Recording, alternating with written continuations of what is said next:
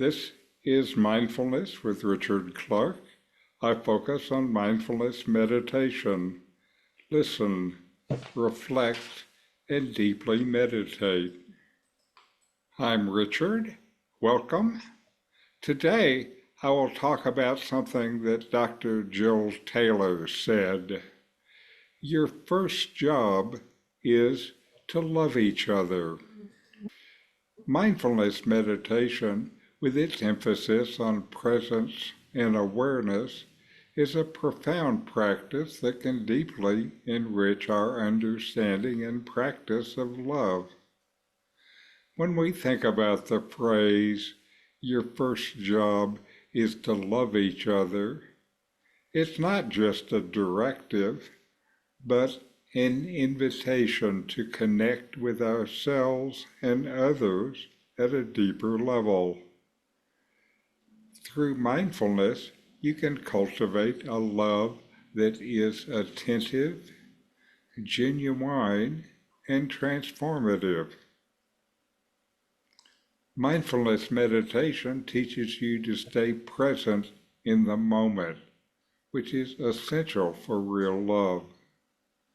Once your mind is distracted by past regrets or future worries, this often can prevent you from fully connecting with those around you. By focusing on the here and now, you can be fully available to those you love, truly listening and responsive to their needs.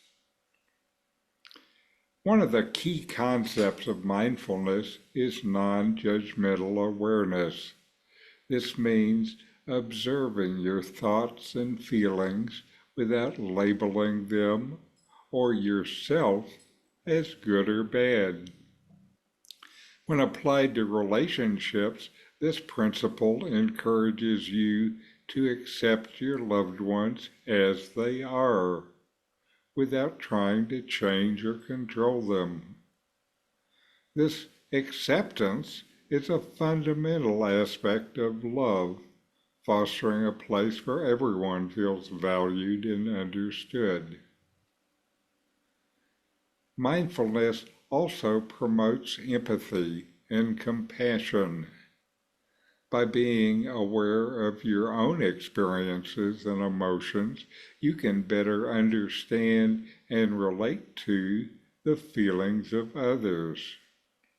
This heightened sense of empathy helps you respond with kindness and support, strengthening your bonds and creating a more loving life. To incorporate mindfulness into your love, start with simple techniques such as mindful breathing and body scans. These exercises help you center yourself and become more attuned to your internal state, making it easier to extend that awareness to your interaction with others. For example, before engaging in a conversation with a loved one, you can take a few deep breaths to ground yourself. Notice any tension in your body and allow it to release with each exhale. As you interact, focus on really listening, giving your full attention to the other person without thinking about what to say in reply. This mindful listening shows that you value and respect them, which is a powerful living expression of love. Another approach is the loving kindness meditation. This involves silently repeating phrases like, "May you be happy," "May you be healthy," "May you live with ease," directed first towards yourself, then towards others. This meditation helps cultivate a sense of goodwill and compassion, reinforcing your commitment to love each other. Mindfulness also teaches you to be patient and kind to yourself. Often we're harder on ourselves than we are on anyone else. Loving yourself is the foundation of loving others. By treating yourself with the same kindness and compassion you would offer to a friend, you build a solid base from which to extend love outward. In summary, mindfulness meditation is a valuable tool for enhancing your ability to love each other. By staying present, practicing non-judgmental awareness, and fostering empathy and compassion, you can create deeper, more meaningful connections. Remember, your first job is to love each other, and mindfulness can guide you in this beautiful endeavor. And so now we have a guided meditation on your first job.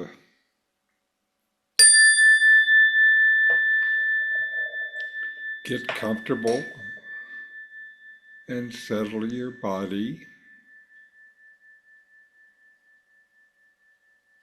Close your eyes and take a deep breath in, filling your lungs completely. As you breathe out, feel your body begin to relax and settle into the space around you.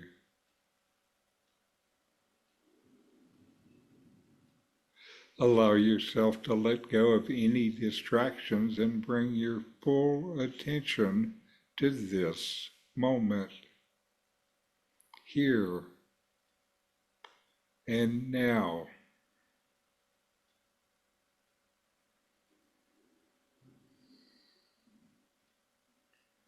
Begin by focusing on your breath. Notice the feel of the air as it enters your nostrils, travels down into your lungs, and then leaves your body.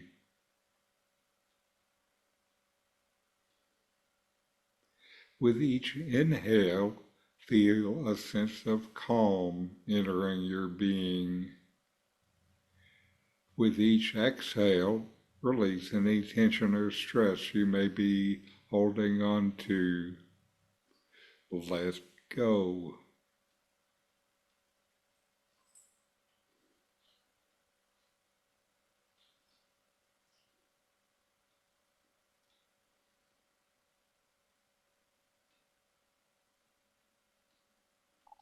Now, bring to mind the phrase, your first job is to love each other.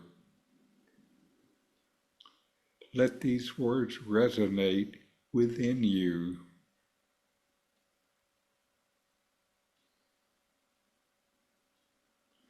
Feel them radiating out from your heart through your body and into the world. Feel the words going from your heart into the world.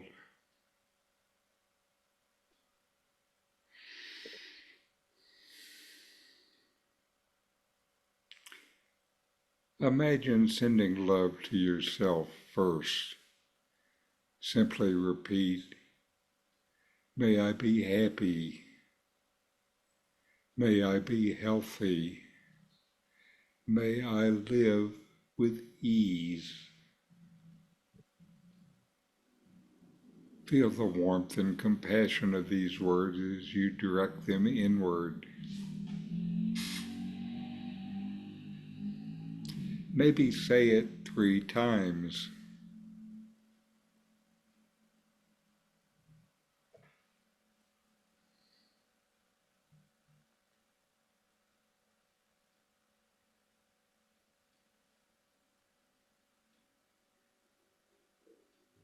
Next, visualize someone you love.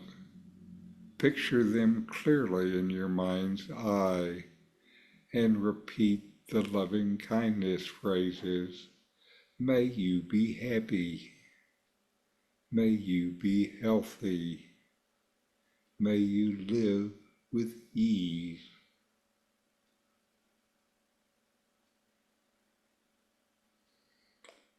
Imagine this love surrounding them, filling them with warmth and peace. Say it again. May you be happy. May you be healthy. May you live with ease. Now, expand this circle of love to include others in your life, family, friends, acquaintances, then to the whole world, even people you don't feel comfortable with. Repeat the phrases. May you be happy. May you be healthy. May you live with ease. Sending out waves of love and kindness to each person.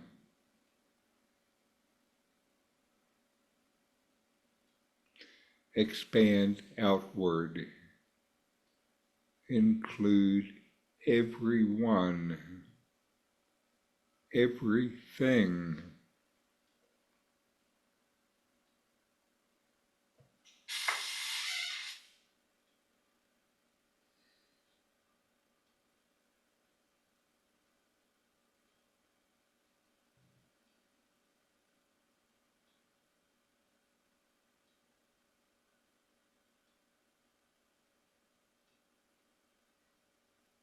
May you be happy.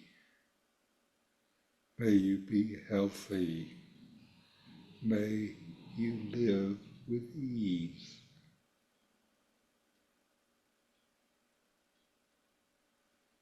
Notice how this practice makes you feel, both in your heart and in your body.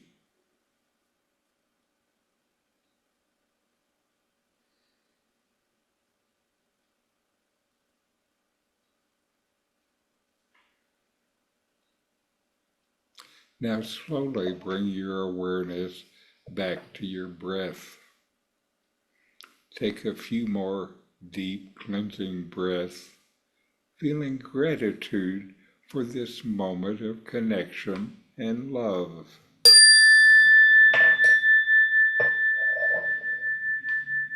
And when you're ready, gently wiggle your fingers and toes and slowly open your eyes. Carry this sense of love and mindfulness with you as you go about your day, remembering that your first job is to love each other.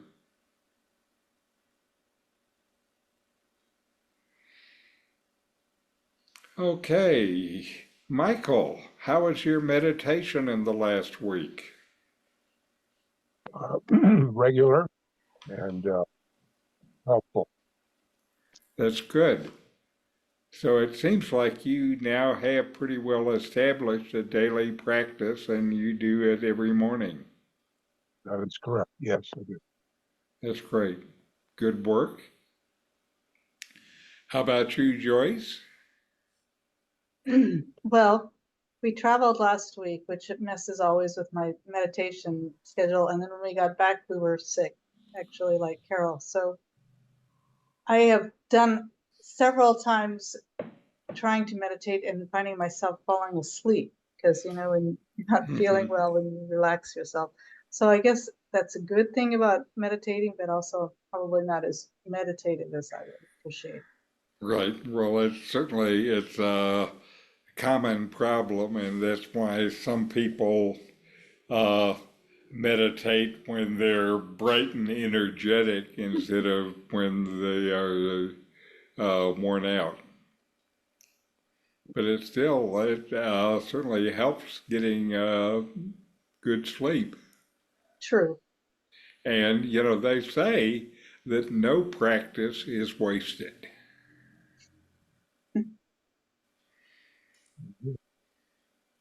How about you, Barley? Well, I don't have any trouble falling asleep in the middle of the day, but sometimes at night, I have all these regrets that pop into my monkey mind. Uh-huh. So that's when I've been trying to apply the meditation, breathing in and breathing out. And I guess that idea of loving yourself would get rid of those regrets. Uh-huh. They're Well, away. still the way to get rid of the regrets all come from your left brain, which is focused on the past and the future. And what happens when you're starting to really watch your breath is that it puts you in the present moment. And when you're in the present moment, you use a different part of the mind. And when you get there fully, the regrets just go away because you're not using the regret generating part of your mind anymore. So that's the secret trick of mindfulness. I need more practice. That's right. And I think that's why they say practice and more practice. I uh, once knew a guy who said he didn't think anymore. This was somebody who had meditated for 20 years. And, what he meant was this monkey mind just shut down. Mm. So it's a thing that is very possible. For now, what we want the monkey mind is just be quiet for a while, okay? Amen. How about you, Doug? Well, I had some good meditations this week, maybe 3 or so. Uh, I've been in the morning, I go walking in this park near where I live, and there's this really nice tree, and there's this bench right underneath this really nice tree. Mm. And so I like to sit there and meditate. Um, and I think that tree really helps. uh-huh. We Well, used to that's good. So you we used found, to talk to we used to talk about like the forbearance of trees, and I think there's a lot to be learned from them. right, right. Well, very good. And it sounds like you're finding a way to use your new environment to really support your practice. Yes, well, That's it's great. really nice having that park just 2 blocks away. That's great. They put it there just for you. Well,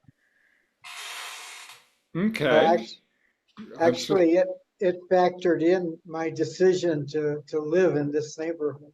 okay. Okay.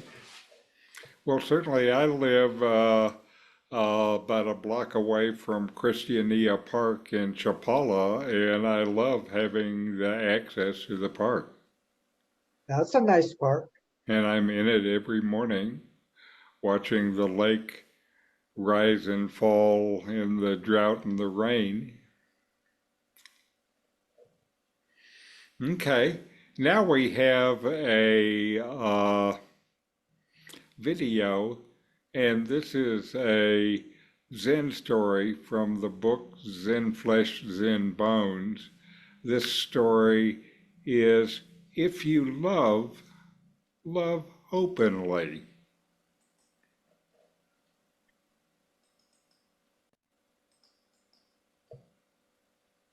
The fifth story from Paul Reps's Zen Flesh, Zen Bones.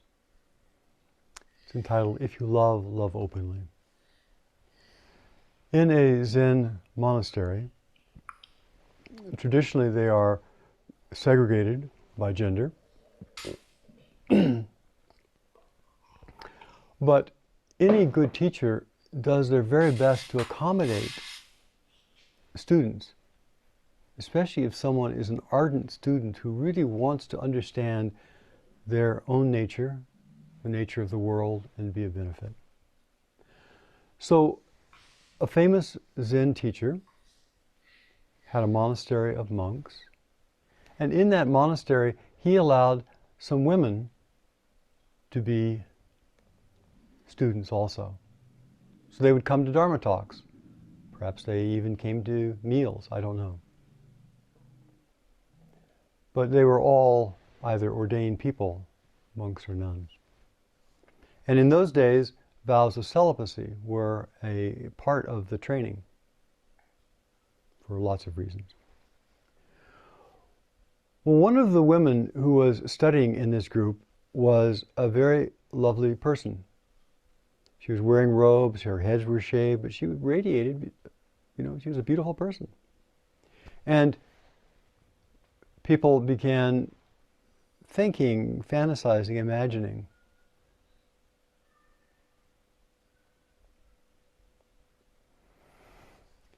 One of the monks, in his own mind, played out this imagination and began writing her notes, saying, why don't we meet? Why don't we get together? Let's have a conversation. Let's have tea. And making both advances, insinuations, and perhaps even declarations. Well, this was very uncomfortable to the young woman, and it was also against the principles of the temple, the monastery. So one day, the teacher was giving a teisho, a Dharma talk, and at the end of the Dharma talk, he concluded, he's getting ready to leave, and this woman stood up, Aishin, and said to this monk, I'm getting all these notes from you. If it's true you really love me, then please, right in front of this assembly, stand up and embrace me. You can imagine how this celibate monk was probably quite mortified, quite suddenly to see his hidden secret mind revealed in public like this. I'm assuming that really took care of this problem for this young woman and maybe put the onus back on the monk. But what's the principle here? The principle is that we often will have a whole scenario played out in our head about someone or something, that we'll have a whole imagination. Often people on retreats will be sitting there in silence, in a retreat, in rows, not looking at one another, not talking, and yet there'll be this whole fantasy life that will begin about somebody who's doing nothing but to sit there. We create something in our minds when there is no story. We create movement when there is no wind, as they say. To actually see what we're doing, to actually turn our attention back and say, I'm making all this up. This is all my own fantasy. This is all, I'm generating all this. It's not about the world out there. This is my mind creating the world and creating these situations and creating and imposing things on others. So, turn it around, turn it around, turn it around. Always turn it around. Anything we feel some other people are doing, we have to also ask, am I too doing that? Anywhere we feel somebody else is blind, we have to also ask, am I blind? Anywhere we feel that we have a particular desire or aspiration, we also have to turn it around and say, is this healthy? Is this appropriate? Is this what the other person also wants? So this principle of completeness, of taking personal responsibility for inside and outside, is a fundamental spiritual principle. And then we're living in our own skin. And we're being a benefit in our own way, instead of being a problem for other people.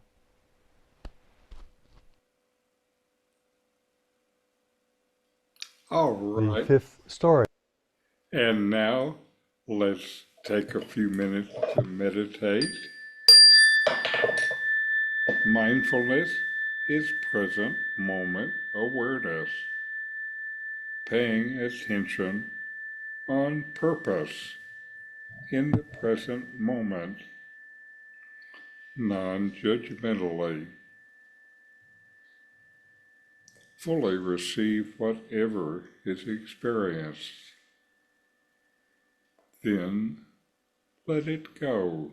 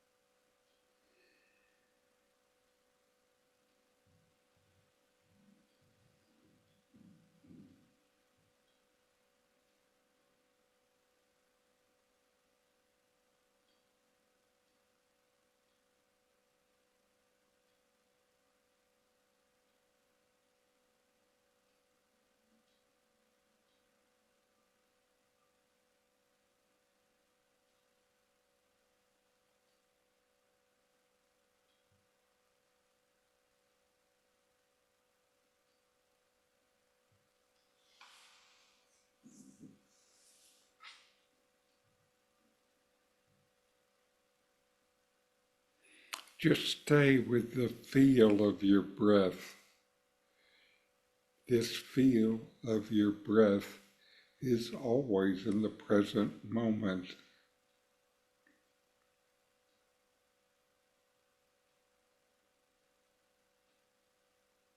Staying with the breath keeps you in the present moment.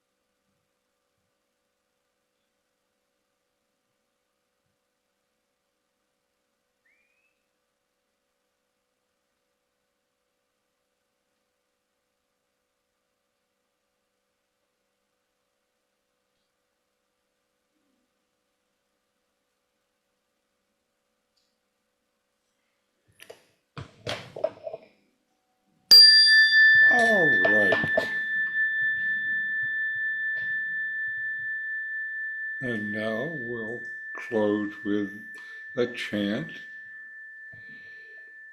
Om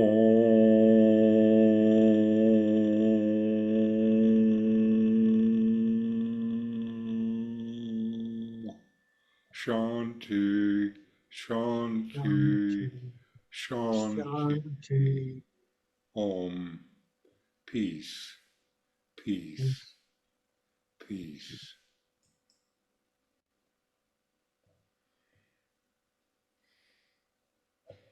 All right, comments, discussion?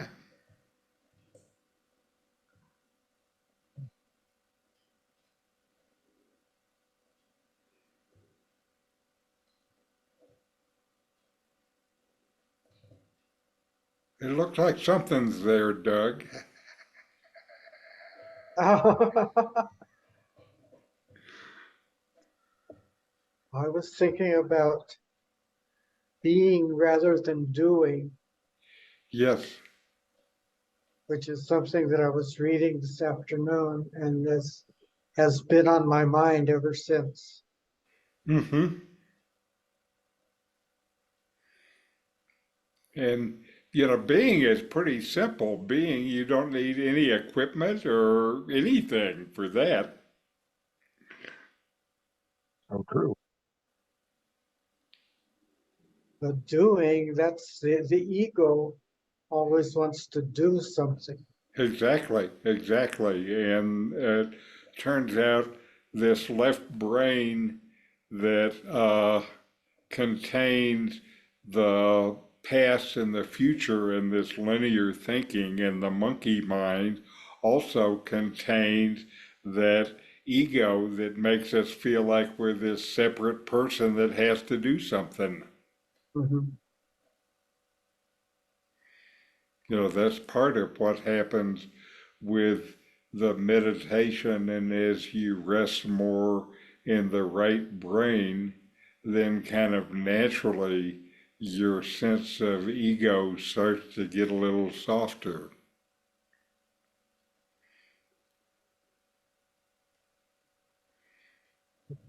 They Like don't, I'm sorry, go ahead. I say, I like the way that sounds. I like the ring of that. Uh-huh. Let go of the doing. Yes.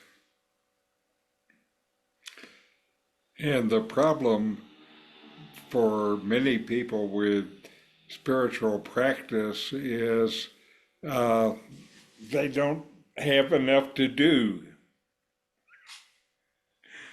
And it's funny how you put some people in a state where all they're doing is being, and then they get uncomfortable. I was going to say, I love everybody here.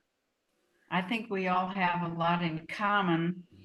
So that's maybe why it's easier to love you guys. It's the people that I have a lot of disagreements that it's hard Right. to even consider love, and I Yes. don't want to be just tolerant, but Now It's that's true. still, I think, one of the most, for me, most powerful parts of this loving kindness meditation is wishing all of these positive vibes on somebody that I don't like or I'm angry at or who pisses me off. yeah. It's true.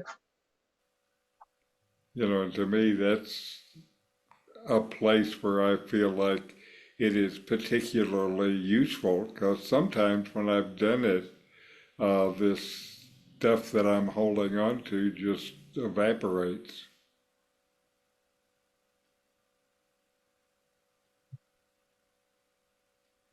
Or at least becomes tolerable.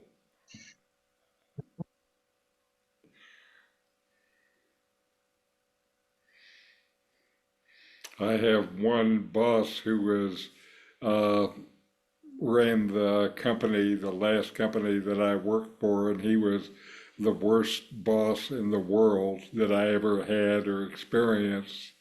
And he's one of the ones that I have used often in the loving kindness meditation to test myself and see how I'm doing today. Hmm.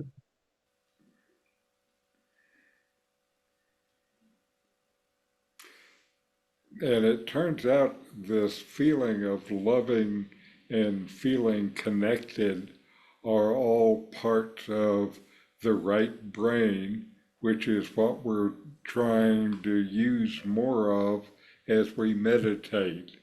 And so it's funny how all of this works together.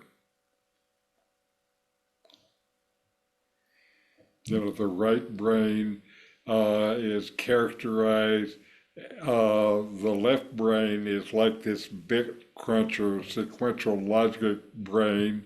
The right brain is much more like a parallel processor. So it's got all of these different tracks going on, trying to know the whole thing instead of just a part of it.